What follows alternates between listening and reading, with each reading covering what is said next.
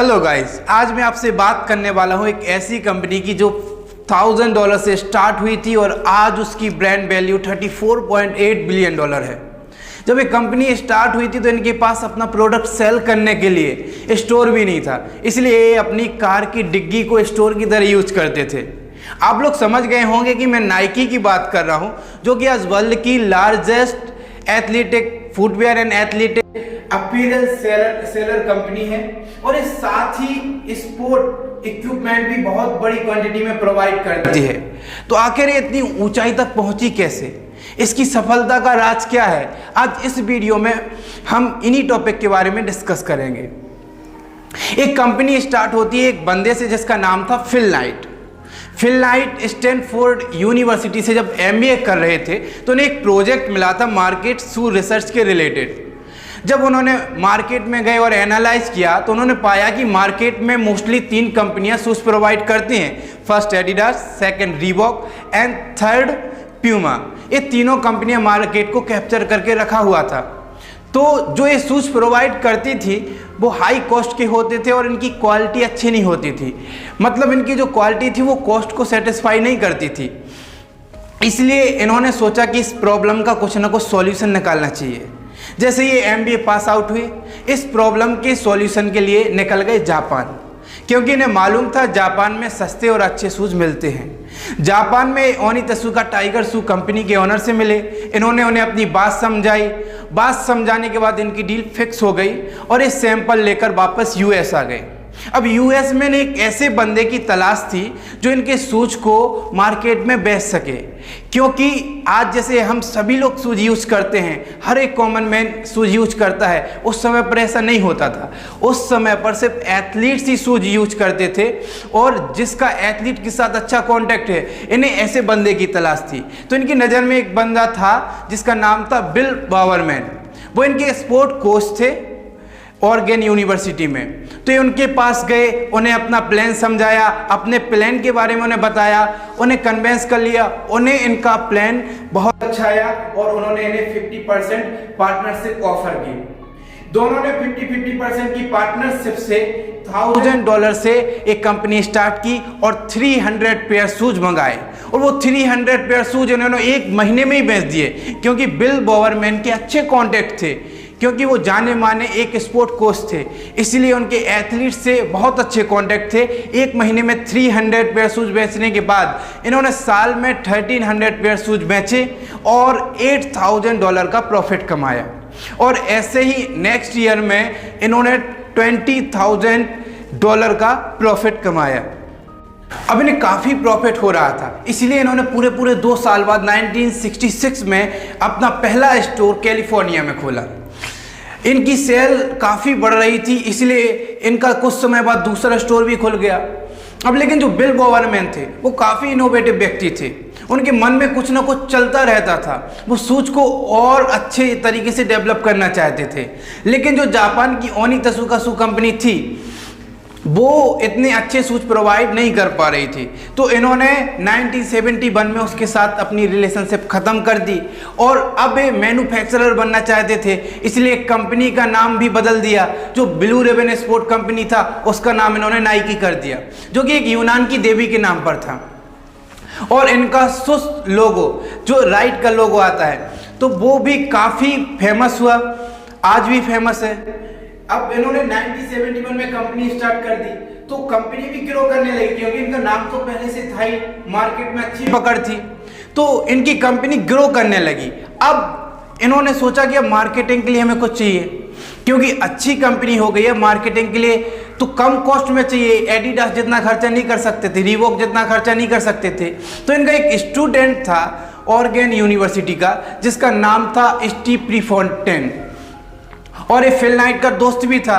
तो ये उनके पास गए, वो अच्छा टेनिस प्लेयर था, उसको इन्होंने अपना एंडोर्सर बनाया। वो लोकल रीजन में काफ़ी फेमस था, तो इनकी लोकल रीजन में भी पकड़ हो गई, कम कॉस्ट में इनकी अच्छी मार्केटिंग हो गई।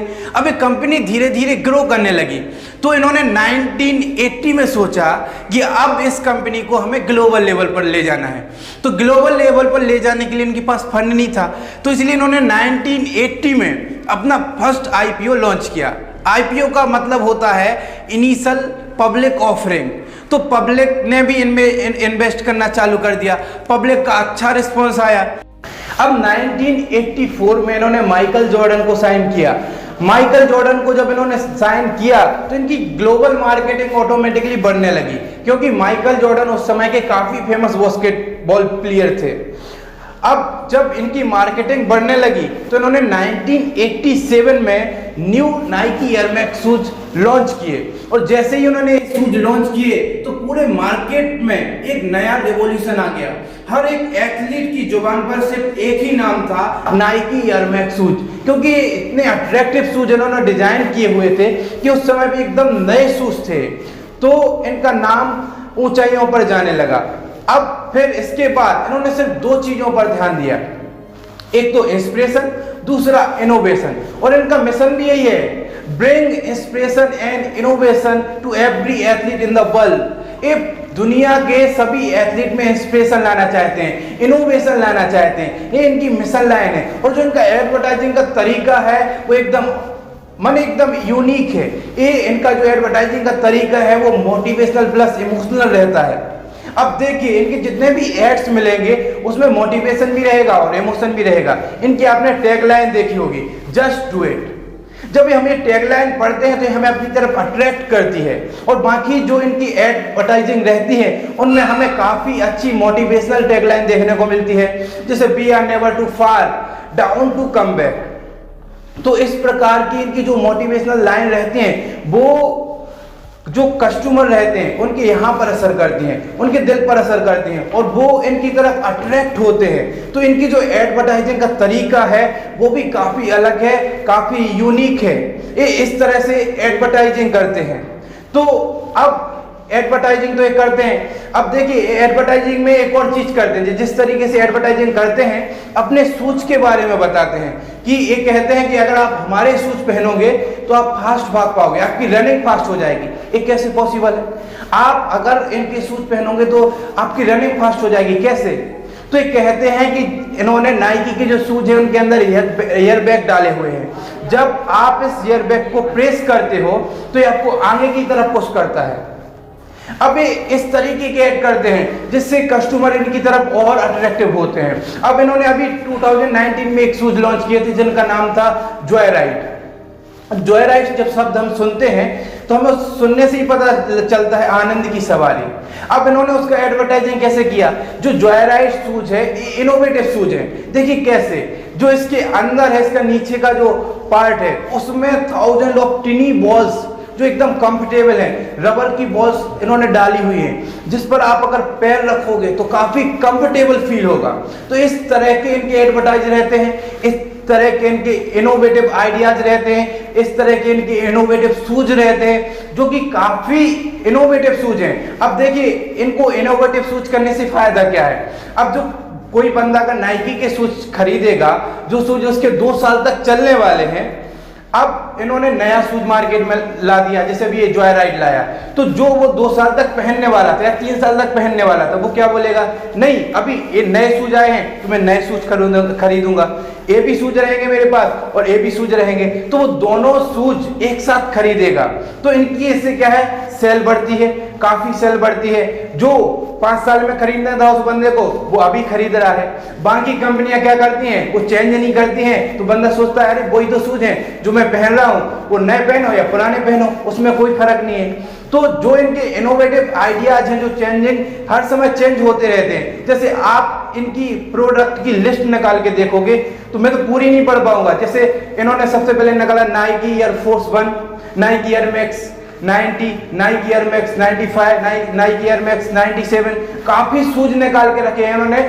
नाइकी मंक, नाइकी मैग, जो नाइकी मैग है वो काफी इनोवेटिव वे में इन्होंने डिजाइन किया था, वो भी काफी फेमस शूज हुआ था, वो भी काफी यूनिक है, जो और कंपनियां नहीं दे सकी वो इन्होंने मार्केट को दिया। तो कस्टमर इनकी तरफ इसलिए अट्रैक्टिव होते हैं। वो कहते हैं ना, progress is impossible without change and those who not change their mind can not change anything. अगर आप प्रोग्रेस चाहते हो तो आपको बदलना ही पड़ेगा, और अगर आप अपने दिमाग को नहीं बदलोगे तो आप किसी चीज को बदल ही नहीं सकते। तो ये हमेशा इनोवेटिव आइडियाज पर काम करते हैं, इसलिए यही रीजन है कि जो इनका ग्राफ है वो हमेशा ऊपर रहता है, इनका ग्राफ नीचे से हमेशा ऊपर की तरफ रहता है। अब देखना, अब देखिए इनका ग्राफ जो एक बार स्टार्ट हुआ 33 ईयर का इनका ग्राफ है, ये नीचे से ऊपर की तरफ है, एक कभी डाउनफॉल नहीं देखे, कभी छोटे मोटे संघर्ष जीवन में आए, कभी छोटी मोटी लड़ाइयां हुई, सपोज जो इनके अपोनेंट थे, सब अपोजिट में थे, उन्होंने इनके ऊपर प्रेशर डाला, लेकिन इनकी प्लानिंग और स्ट्रेटेजी इतनी अच्छी थी कि ये उनसे आसानी से बाहर आ गए। तो यही कारण है कि जो नाइकी का ग्राफ है वो हमेशा ऊपर की डायरेक्शन में जाता है। अब देखिए जो इनके कॉम्पिटिटर्स थे, ये यूं कहें कि जो पहले से मार्केट में थे, उन्होंने ऐसी कौन सी गलतियां की हैं कि जिसकी वजह से वो आगे नहीं बढ़ पाए। जैसे पूमा जो 1948 में स्टेब्लिश हुई थी, एडिडास जो 1949 में स्टेब्लिश हुई थी, उसके बाद रीबॉक जो 1958 में स्टेब्लिश हुई थी, और ये नाइकी 1964 में स्टेब्लिश हुई थी। तो ये इनसे आगे निकल गई। जैसे आज जो यूथ कहते हैं कि आज मार्केट में कंपटीशन बहुत ज़्यादा है, हम उसका फेस नहीं कर पाएंगे, पहले के ज़माने की बात कुछ और थी, अभी बात कुछ और है। तो ऐसा कभी भी नहीं था, कंपटीशन पहले भी था, आज भी है और आगे भी रहेगा। लेकिन अगर आपके पास न्यू आइडियाज हैं, यूनिक आइडियाज हैं, तो आप मार्केट में ऊपर जा सकते हो, जैसे कि नाइकी ने किया। नाइकी हमेशा इनोवेटिव रहा, लेकिन ये लोग हैं जो ये लोग कभी इन्होंने इनोवेशन पे ध्यान दिया ही नहीं, जो इनका प्रोडक्ट था उसे ऐसे ही सेल करते रहे। देखिए अब मैं आपको दूसरा ग्राफ दिखाता हूँ, इसमें काफ़ी सारी कंपनियां हैं, नाइकी वगैरह ये सब तो हैं ही, उसके साथ कॉन्वर्स है, न्यू बैलेंस है, फ्ला है, एक्सेट्रा काफ़ी कंपनियां हैं। लेकिन आप एक ग्राफ जब देखोगे तो जो नाइकी है वो ऊपर जा रहा है। ये डाउनफॉल इसका 1998 में जो डाउनफॉल हुआ था वो बायकॉट की वजह से सिर्फ 5% डाउनफॉल हुआ था, बाकी ये कभी नहीं गिरा। छोटी मोटी लड़ाइयाँ जीवन में होती रहती है, छोटे मोटे संघर्ष हमेशा आते रहते हैं, जिन्हें हमें फेस करते रहना चाहिए। तो वैसे ही नाइकी थोड़ा गिरा, लेकिन इसकी क्वालिटी इतनी अच्छी थी और इसके जो इनोवेटिव आइडियाज़ थे, तो कस्टमर ने भले ही उन पर प्रेशर हो बायकॉट का ये वो, लेकिन फिर भी कस्टमर्स ने नाइकी को नहीं छोड़ा। तो ये इनकी स्ट्रेटेजी थी। लेकिन अब आप एक कंपनियां देखेंगे जो इनका जो ग्राफ है वो एकदम सिमिलर है, एकदम समझ लो कंटिन्यूस चला आ रहा है, ऐसा ऊपर नीचे थोड़ा, आगे पीछे कुछ गया ही नहीं। इसका मतलब क्या है, इन्होंने कभी इनोवेशन किया ही नहीं। थोड़ा बहुत एडिडास भी देख लीजिए जो 1991 से स्टार्ट हुआ, लेकिन फिर उसके बाद डाउनफॉल गया, फिर स्ट्रेट जा रहा है एकदम, फिर ऊपर गया।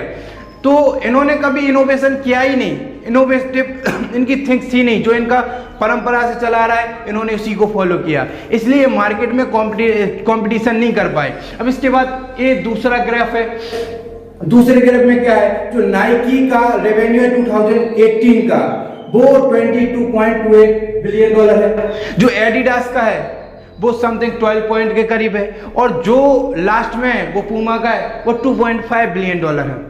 तो एडिडास जो नाइकी के पहले थी और आज उसमें और इसमें $10 बिलियन का डिफरेंस है। ये कैसे हुआ? तो नाइकी हमेशा अपने आप को बदलता रहा है। वो कहते हैं ना, if changes doesn't come with time, time will change for you. Nike जो था वो समय के साथ बदल गया और ये लोग समय का वेट करते रह गए, अभी नहीं बदलना है। ये इनका जो था वो उसी में रहे, लेकिन जो एडिडास था उसने थोड़े बहुत चेंजेस किए, इसलिए आज उसका रेवेन्यू थोड़ा सा अच्छा है। लेकिन और लोगों ने चेंजेस ही नहीं किए, इसलिए वो कुछ नहीं कर पाए। तो मैं तो यही कहूँगा कि अगर इस केस स्टडी से हमें कुछ मिलता है तो यही मिलता है कि हमेशा समय से आगे रहो। कस्टमर जो चाहता है उसकी नीड को समझो, उससे पहले समझो, और अपना कर्तव्य है कि उसकी नीड को पूरा करना, तभी हम इस बिजनेस की दुनिया में आगे बढ़ सकते हैं। आज के लिए मैं इतना ही कहना चाहता हूं। अगर आप ऐसे ही और वीडियो देखना चाहते हैं तो वीडियो को लाइक करें, शेयर करें और चैनल को सब्सक्राइब करें। और लास्ट में मैं इतना ही कहूँगा कि अगर आप कुछ करना चाहते हो तो ज़्यादा सोचो मत, जस्ट डू इट।